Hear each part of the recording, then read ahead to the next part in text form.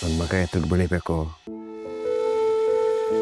ಹೆಮ್ಮೆಯಿಂದ ಎಲ್ಲರೂ ಅವನಿಗೆ ಗೌರವ ಕೊಡಬೇಕು, ಚೆನ್ನಾಗಿ ಮಾತಾಡಿಸ್ಬೇಕು ಅಂತ ಎಲ್ಲ. ಆ ಟೈಮ್ ಬಂದಿದೆ ಹಾಂ, ಬಾಂಬೆ ರೇಟ್ ಏನು? ಓಕೆ. ದುಬೈದು 200 ರೂಪೀಸ್ ಕಮ್ಮಿ ಆಗಿದೆಯಾ? ಓಕೆ. ಅಪ್ಪನ ಹತ್ರ ಹೋಗ್ತೀನಿ. ಆಶೀರ್ವಾದ ಮಾಡ.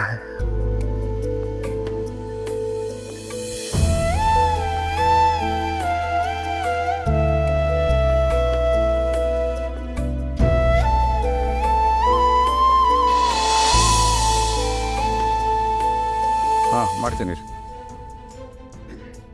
ಅಪ್ಪ, ಅದು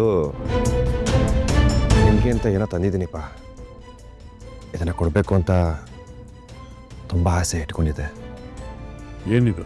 ಗಿಫ್ಟಪ್ಪ. ಇದು ಚಿಕ್ಕದನ್ನಿಸ್ಬೋದು, ಆದರೆ ಪ್ರೀತಿಯಿಂದ ತಂದಿದ್ದೀನಪ್ಪ. ನೀವು ಸರಿ ನೋಡಿಪ್ಪ.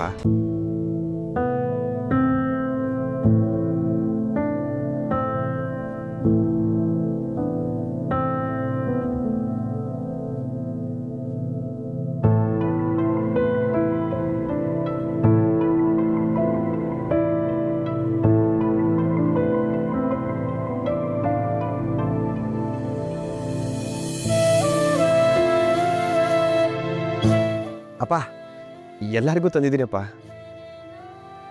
ಎಲ್ಲರಿಗೂ ಏನಾರು ಕೊಡಿಸ್ಬೇಕು ಅಂತ ತುಂಬ ಆಸೆ ಆಯಿತು. ಅವ್ರವ್ರಿಗೆ ಏನೇನು ಇಷ್ಟನೋ ಅದೆಲ್ಲ ತಂದಿದ್ದೀನಿ. ಮೊದಲನೇ ಸಂಬಳದಲ್ಲಿ ನಿಮಗೂ ಇದರ ಕೊಡಬೇಕು ಅಂತ ತುಂಬ ಆಸೆ ಆಯ್ತಪ್ಪ. ಆ ಬಟ್ಟೆ ಇಷ್ಟ ಆಗದೆ ಇರ್ಬೋದು, ಸೈಜು ವೇರಿ ಆಗ್ಬೋದು, ಆದರೆ ಪ್ಲೀಸ್ ಅಪ್ಪ, ಅದನ್ನು ಎಸೆಯಕ್ಕೆ ಹೋಗ್ಬಿಡಿ. ತುಂಬ ಪ್ರೀತಿಯಿಂದ ತಂದಿದ್ದೇನೆ. ಎಲ್ಲಾದರೂ ಮೂಲೆಲ್ಲಾದರೂ ಹಿಡಿಯಪ್ಪ. ಅಪ್ಪ, ಅಮ್ಮನಿಗೂ ಸೀರೆ ತಂದು ಕೊಟ್ಟಿದ್ದೀನಪ್ಪ, ತುಂಬ ಇಷ್ಟಪಟ್ಟಳು. ಅವಳಿಗೆ ಕೊಡಿಸ್ಮೇಲೆ ನಿಮಗೂ ಏನಾರ ಕೊಡಲಿಲ್ಲ ಅಂದರೆ ಅಮ್ಮ ಬೇಜಾರು ಮಾಡ್ಕೋತಾಳಪ್ಪ. ಅದಕ್ಕೆ ಇದು.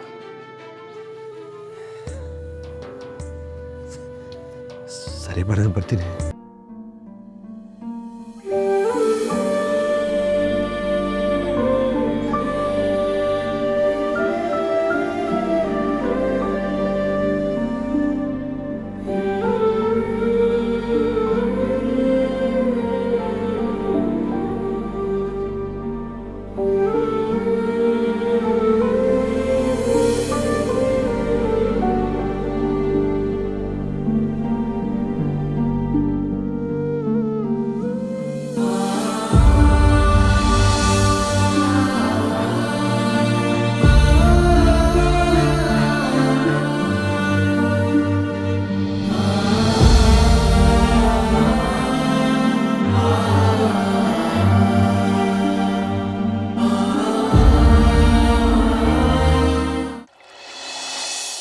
ನೀನು ಕೂತ್ಕೋ, ಕೂತ್ಕೋ.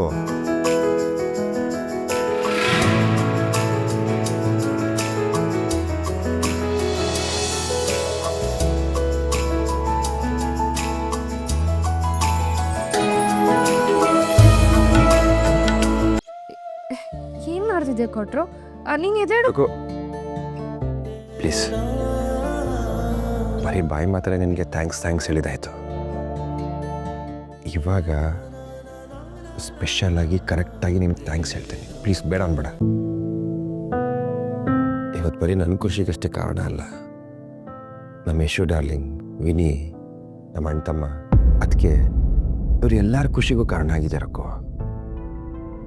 ನನ್ನ ನೆರಳು ಕಂಡ್ರೆ ಕೆಂಡಕಾರೋ ನಮ್ಮ ಡಾನ್ ಇವತ್ತು ಅವ್ರ ಕೈಗೆ ನಾನು ಪಂಚಶಲ್ಯ ಇಟ್ಟಾಗ ಒಂದು ವೈಬ್ರೇಷನ್ ಕಾಣ್ತು. ಮೋಸ್ಟ್ಲಿ ನಾನು ಹುಡ್ತಾಗ್ಲೇ ಅನಿಸುತ್ತೆ ಆ ಲಾಸ್ಟ್ ವೈಬ್ರೇಷನ್ ಹಾಕಿದ್ದು. ಅದಾದಮೇಲೆ ನೋಡಿದ್ರೆ ಬರೀ ಕೋಪ, ಒಂಥರ ಅಸಹ್ಯ ಬರೀ ಇದೆ. ಆದರೆ ಇವತ್ತು ಪ್ರೀತಿ ನೋಡಿದಿರಕ್ಕೋ,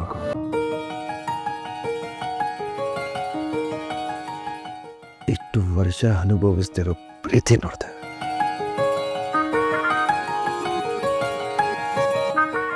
ಇದೆಲ್ಲ ಸಾಧ್ಯ ಆಗಿದ್ದು ನಿನ್ನಿಂದ ಕಣೆ. ಸೀರಿಯಸ್ ಆಗಿ ನಿನಗೆ ಗೊತ್ತೇ ಇಲ್ಲ ನೀನೇನು ಮಾಡಿದ್ಯಾ ಅಂತ. ನಾನು ಎಷ್ಟೇ ಥ್ಯಾಂಕ್ಸ್ ಹೇಳೋದು ಕಡಿಮೆ.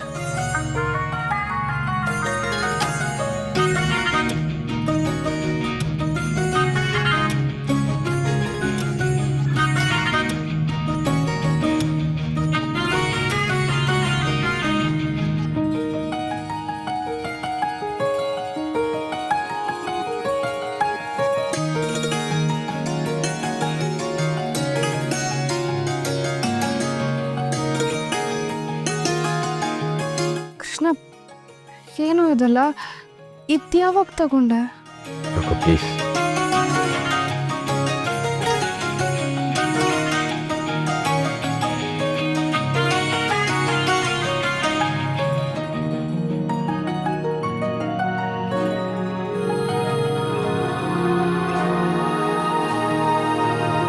ಪಾಕೆಟ್ ಮೈನ ಓಡಾಯಿಸ್ಲಿಲ್ಲ.